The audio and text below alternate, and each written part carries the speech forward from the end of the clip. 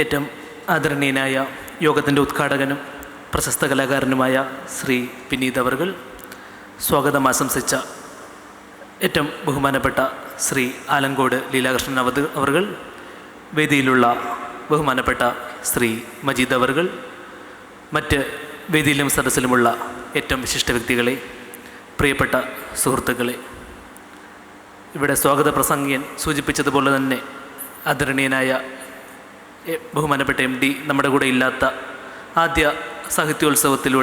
കലോത്സവത്തിലൂടെയാണ് നമ്മൾ കടന്നു പോകുന്നത്. ഇവിടെ എത്തി ഞാൻ തുഞ്ചൻ സ്മാരക ട്രസ്റ്റിൻ്റെ പ്രോഗ്രാമുകളിലൊക്കെ പങ്കെടുക്കുമ്പോഴും അദ്ദേഹം അനാരോഗ്യം മൂലം ചികിത്സയിലൊക്കെ ആയിരിക്കുന്ന ഒരു കാലഘട്ടത്തിലാണ്. ഒരിക്കലും അദ്ദേഹത്തോടൊപ്പം ഒരു ട്രസ്റ്റ് മീറ്റിങ്ങിൽ പങ്കെടുക്കുവാൻ സാധിച്ചില്ല എന്നുള്ളത് വലിയൊരു ദുഃഖമായിട്ട് തന്നെ മനസ്സിൽ നിലനിൽക്കുന്നു. പക്ഷെ അപ്പോഴും അദ്ദേഹം ഇല്ലാത്ത മീറ്റിങ്ങുകളിൽ പങ്കെടുക്കുമ്പോഴും ബഹുമാനപ്പെട്ട ട്രസ്റ്റ് അംഗങ്ങളൊക്കെ ഇവിടെയുണ്ട്.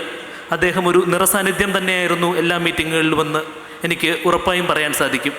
അദ്ദേഹത്തിൻ്റെ അനേക വർഷങ്ങളിൽ ഇവിടെ സൂചിപ്പിക്കുകയുണ്ടായി, 33-ൽ പരം വർഷങ്ങളിൽ അദ്ദേഹത്തിൻ്റെ പ്രധാന പ്രവർത്തനം ഈ തുഞ്ചൻ സ്മാരക ട്രസ്റ്റും തുഞ്ചൻ പറമ്പിലൂടെ തുഞ്ചത്തെഴുത്തച്ഛനാകട്ടെ മലയാള ഭാഷയ്ക്കാകട്ടെ ഒരു സ്മരണിക, ഒരു കോട്ട നിർമ്മിക്കുക എന്നുള്ളത് തന്നെയായിരുന്നു. അദ്ദേഹം ഇല്ലാത്ത മീറ്റിങ്ങുകളിലും ട്രസ്റ്റ് മെമ്പർമാർ ഒരുവിധം എല്ലാവരും തന്നെ, ഏറ്റവും ബഹുമാനപ്പെട്ട വൈശാഖൻ സാർ ഉൾപ്പെടെ, ആലങ്കോട് ലീലാകൃഷ്ണൻ ഉൾപ്പെടെയുള്ള ട്രസ്റ്റ് മെമ്പേഴ്സൊക്കെ ഇവിടെയുണ്ട്.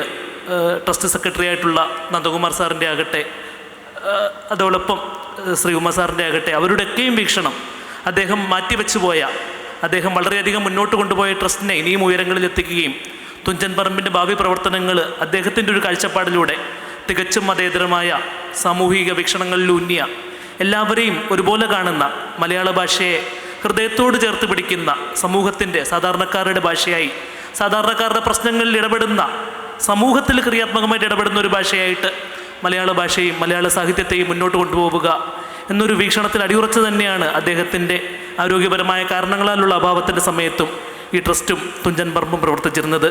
ഇനി മുന്നോട്ടുള്ള കാലത്തിലും ആ ഒരു വീക്ഷണത്തിൽ യാതൊരു വിട്ടുവീഴ്ചയുമില്ലാതെ മുന്നോട്ട് പോകുവാനും അതിൽ മലയാള സാഹിത്യ ലോകത്തെ, മലയാള കലാലോകത്തെ എല്ലാ വ്യക്തികളെയും, എല്ലാ മഹാരഥന്മാരെയും ചേർത്ത് പിടിച്ച് മുന്നോട്ട് കൊണ്ടുപോവുക എന്നൊരു വീക്ഷണത്തിലായിരിക്കും ഇനിയും ഈ ഉത്സവമാകട്ടെ തുഞ്ചൻ പറമ്പാകട്ടെ മുന്നോട്ട് പോവുക എന്നുള്ള കാര്യത്തിൽ യാതൊരു സംശയവുമില്ല.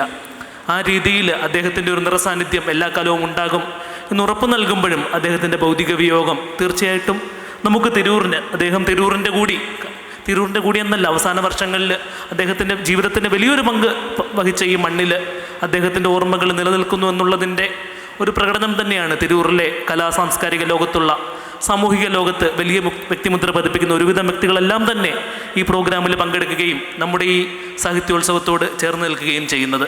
ആ ഒരു രീതിയിൽ ഏറ്റവും മനോഹരമായിട്ട് തന്നെ ഈ 5 ദിവസത്തെ പ്രോഗ്രാമുകൾ കൊണ്ടുപോകുവാൻ നമുക്ക് സാധിക്കുമെന്ന് തന്നെയാണ് കരുതുന്നത്. ഇന്ന് ഈ കലോത്സവം ഉദ്ഘാടനം ചെയ്യുവാനായി ബഹുമാനപ്പെട്ട സ്വാഗത പ്രസംഗികൻ സൂചിപ്പിച്ചതുപോലെ തന്നെ ഏറ്റവും അനുയോജ്യനായ ആദരണീയനായ MDയുടെ പല കഥാപാത്രങ്ങൾക്കും അപർപാളികളിൽ ജീവൻ നൽകുവാൻ സാധിച്ച, ഏറെ മനോഹരമായിട്ട് ആ കർത്തവ്യം നിർവഹിച്ച ഏറ്റവും ബഹുമാനപ്പെട്ട കലാകാരൻ ശ്രീ വിനീതിനെയാണ് നമുക്ക് ലഭിച്ചിരിക്കുന്നത്. അദ്ദേഹം തൻ്റെ ചെറുപ്പകാലം മുതൽ കലോത്സവ വേദികളിലൂടെ, ഇന്നൊരു കലോത്സവം അദ്ദേഹം ഉദ്ഘാടനം ചെയ്യുന്നത് ഒരു കാവ്യനീതിയാണെന്നാണ് ഞാൻ കരുതുന്നത്. അനേകം കലോത്സവ വേദികളിൽ ഏറെ മനോഹരമായിട്ട് തൻ്റെ കലാവൈഭവങ്ങൾ നാടിനെ അറിയിച്ച, നമ്മളെല്ലാവരുടെയും മനസ്സുകളിൽ തൻ്റെ കഥാപാത്രങ്ങളിലൂടെ, കലാപ്രകടനങ്ങളിലൂടെ ജീവിക്കുന്ന അദ്ദേഹം ഇന്ന് ആദരണീയനായ MD സാറിൻ്റെ ഓർമ്മകൾക്ക് മുന്നിൽ ഒരിക്കൽ കൂടി ഇവിടെ എത്തിയിരിക്കുകയാണ്. അദ്ദേഹത്തെ പോലെ തന്നെ ഇവിടെ ഇരിക്കുന്ന എല്ലാവരുടെയും ഓർമ്മകളിൽ ബഹുമാനപ്പെട്ട MD എന്നും ഉണ്ടാകും.